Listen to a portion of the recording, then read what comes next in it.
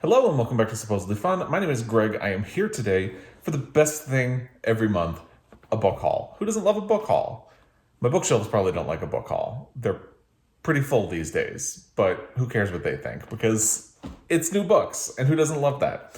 So, this is my book haul for February of 2021. I believe there are 7 titles to get through, so let's just dive in and get right into them. Why dilly-dally around? First one is The Last Picture Show by Larry McMurtry. If you follow along, you know I kind of love these vintage covers of books. When I went to my local used bookstore, they actually had a much more up-to-date or current version of this book, but I chose the vintage one because I like it. And I kind of like that it's a little bit small, easier to handle. And in fact, this edition is published by Pocket Books. So if you follow along, you also know that I read Lonesome Dove last year, and I absolutely loved it. It was one of my favorite reads of the year, and I linked my full review of it down below because it goes into a lot more detail about the stuff I'm about to talk about with this one. So one of the things that really intrigued me about Lonesome Dove was how Larry McMurtry grew up in Texas at a time when people who had experienced the Old West were still alive. And they were able to tell him stories. And of course, he was fascinated by them because he was a child and it was stories about the Old West. And he really loved them.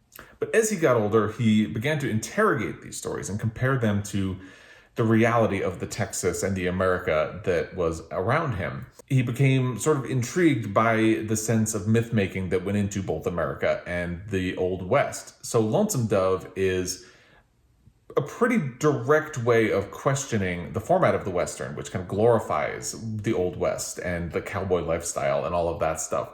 But this, which was an earlier novel of McMurtry's, does that in a sort of indirect way. It tells the stories of teenagers who are coming of age in a Texas town that is dying, both economically and metaphorically, and it's about them coming to know the truth of what has been left to them and what it all means. And I really can't wait to read it because I think McMurtry's perspective on the West and on America is really fascinating. And he is just a natural-born storyteller. Lonesome Dove is a really long book, but it's so effortlessly told that it just kind of pulls you through it. And I'm looking forward to reading more by him.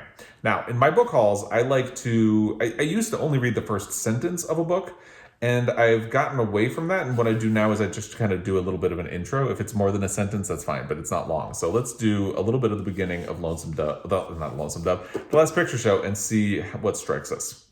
Chapter 1. Sometimes Sonny felt like he was the only human creature in the town.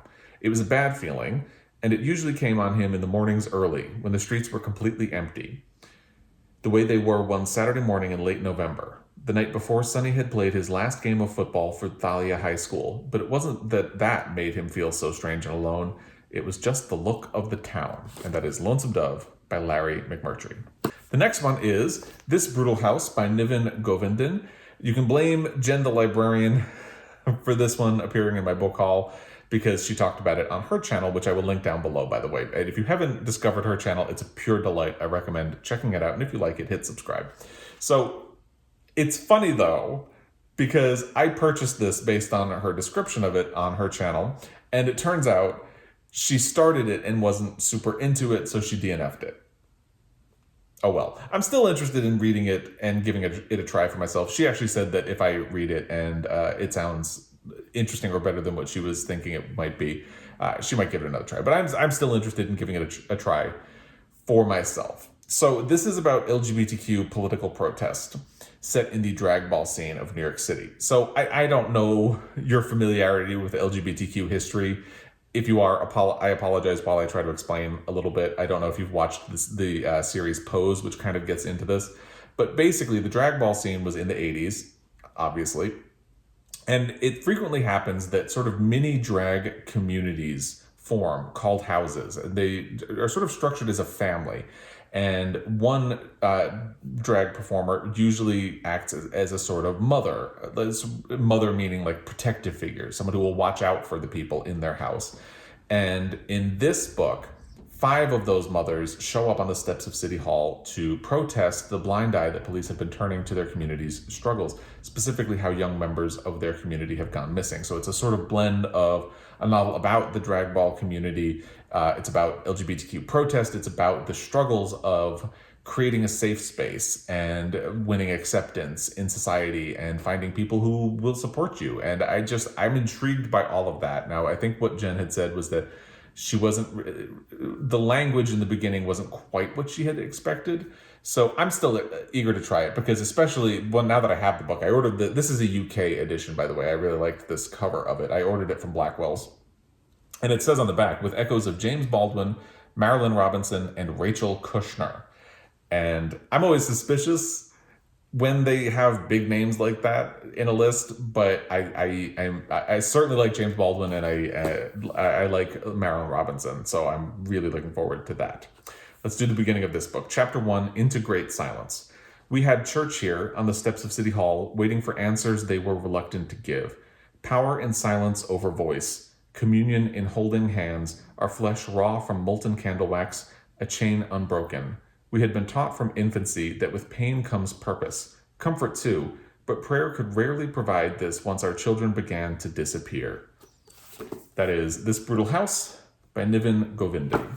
Next, we have The Inland Sea by Madeleine Watts, another very pretty cover. This is, or was, one of my most anticipated books of 2021. I will link the video where I talked about those books down below if you'd like to check that out and hear more, because at least one of the other books on this list was on it, and there was one that was kind of adjacent to it. Anyway, this is an Australian novel that explores what safety and comfort look like in a time of constant crisis. And after 2020 and the beginning of 2021, I think we all are kind of vibing with that sense of like constant crisis and constantly paying attention to the news and being stressed about everything going on around us. So I think it would be really interesting to see that reflected in a book. And it explores that topic by telling the story of a young woman who takes on a part-time job as an emergency dispatcher while she's in college. And over time, it sounds like the emergencies start to kind of intrude in her life, and it sort of blurs the line between her personal and her professional and emergency and calm. And it also has a storyline about one of her ancestors who was a British explorer who went into the wilderness of Australia in search of a mythical inland sea. And, we have a title, which kind of brings a sort of aspect about like climate crisis into the book. And also a bit of that colonial aspect that makes Australian fiction so interesting, and I'm really looking forward to this. This is published by Catapult. I don't know if I had mentioned that, and it has these really pretty flaps that I just appreciate on a paperback. So let's do the beginning of this book. I couldn't sleep at night. The heat rose in the evenings, the old bricks of the house absorbed it, and after dark my bedroom felt as thick and quivering as an oven. Open windows did not help. On the 7 o'clock news, there was always somebody making a show of frying an egg on the asphalt of an outer suburb's driveway. Watch this, they would shout to the camera. That is The Inland Sea by Madeleine Watts. The next one is a chunky little book. It's called Mike Nichols, A Life by Mark Harris. This is published by Penguin Press. Now, Mark Harris's book, Pictures at a Revolution, is one of my favorite books, and that's relevant here, not only because me being a fan of Mark Harris kind of prompted my interest in this book, but because that book, in a way, led to the existence of this book. And I don't want to overstate Mark Harris's motivations for writing things, but there is a through line between those three books. So Pictures at a Revolution is about the seismic changes Hollywood was, and the film industry in America were undergoing at the end of the 1960s as the studio system began to crumble and collapse. And it tells that story by taking a close look at the 5 movies that were nominated for Best Picture, which were released in the year 1967. One of those movies was The Graduate, directed by Mike Nichols. So this book expands on all of the stuff about Mike Nichols from Pictures at a Revolution to tell his life story.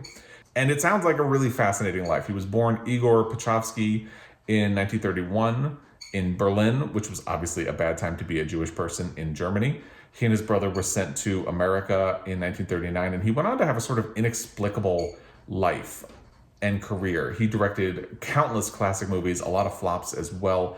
And what I've heard about this is that Harris doesn't really try to make Nichols a saintly person. He doesn't try to excuse any of the negative behavior or the potentially bad behavior that went on, but it just explores how his life and his career influenced each other and the path that he took and how interesting it all was, and the sense of humor he had throughout. He actually started out in comedy as a duo with Elaine May, and it sounds really interesting to me.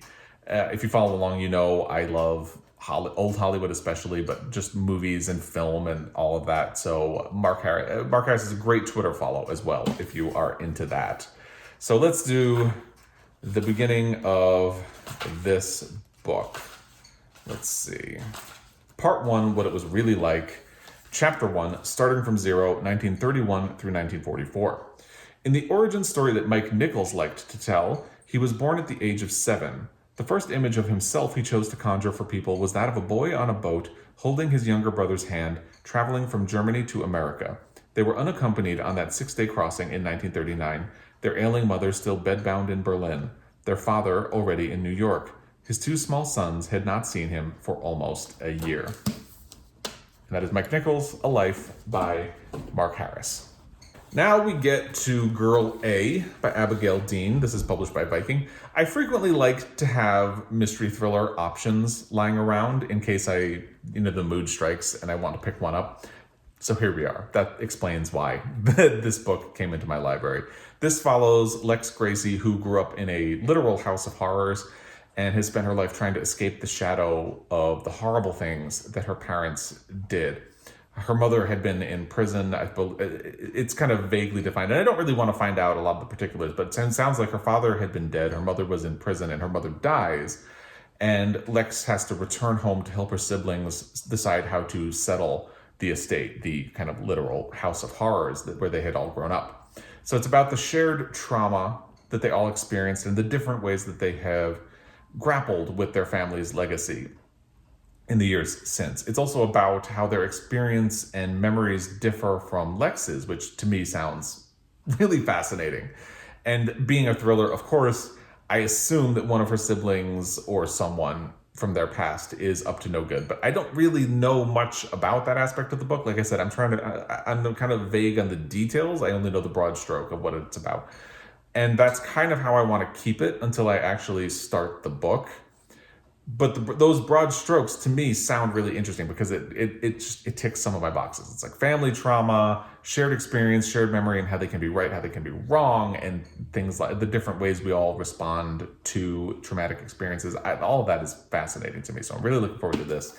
Again, it is published by Viking. Let's do the beginning of the book. Chapter 1, Lex, Girl A.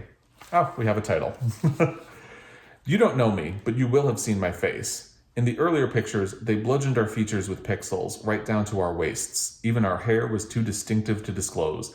But the story and its protectors grew weary, and in the danker corners of the internet, we became easy to find. That is Girl A by Abigail Dean.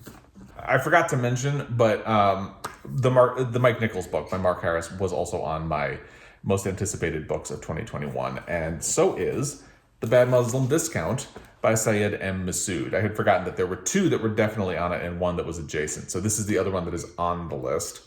This is published by Doubleday. And in this one, the main characters are Anvar and Safwa, and they both take very different paths to get to America. The story starts in 1995 and moves, I believe, to 2016.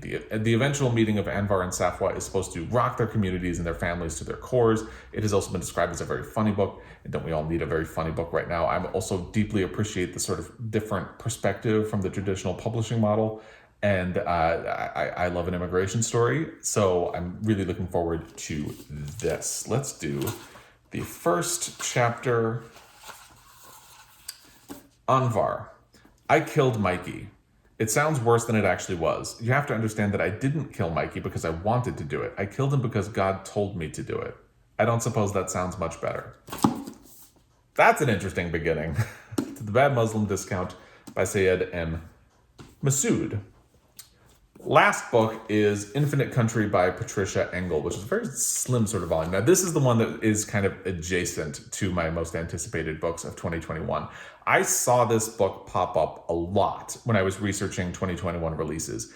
So a lot of people are looking forward to it. I ultimately did not put it on my list, and I think part of that is that each time I saw the book come up, it was described differently. And that made it a little bit hard to get a sense of what it's about. I think one part emphasized the fact that it involves sort of Andean folklore, and which made it sound almost sci-fi fantasy. There was another one that made it sound a little bit more dramatic. Regardless, at the end of the day, when I saw it available, I did pick it up after all that. Now, I hesitate to compare this to American Dirt by Jeanine Cummins, but it does sound a little bit like an Own Voices version of that story, so therefore less problematic. It follows Elena and Moro, who meet as teenagers in Colombia, and after they have a child together, they flee to the United States, I believe Houston specifically. And when their visa comes close to expiring, they have to decide if they want to return to Colombia and risk the violence that they had left in the first place, or if they want to stay in the US as undocumented immigrants. And it sounds like a really fascinating story. There is that element where it relies on Andean folklore, and that sounds interesting. Like I said, from the different places I've seen blurbs about this book, it's a little difficult to get a handle on, but it sounds interesting regardless, and a kind of fun, interesting cover as well. Let's do the first, or the beginning of Infinite Country. Chapter 1. It was her idea to tie up the nun. Wow. I think let's leave it right there for that one. That is Infinite Country by Patricia Engel, which is published by Avid Reader Press. And there you have it. These are, if I can pick them up, these are the 7 books I brought into my library in the month of February 2021. I would love to hear, if you've read any of these, if you have feedback on any of them, recommendations based on any of these, maybe you think I should stay away from any of them, like Jen the librarian bailed on This Brutal House, let me know. You know what to do. The comment section's down there. And as always, I really appreciate your time, especially if you follow along. I will be back. Until next time, happy reading.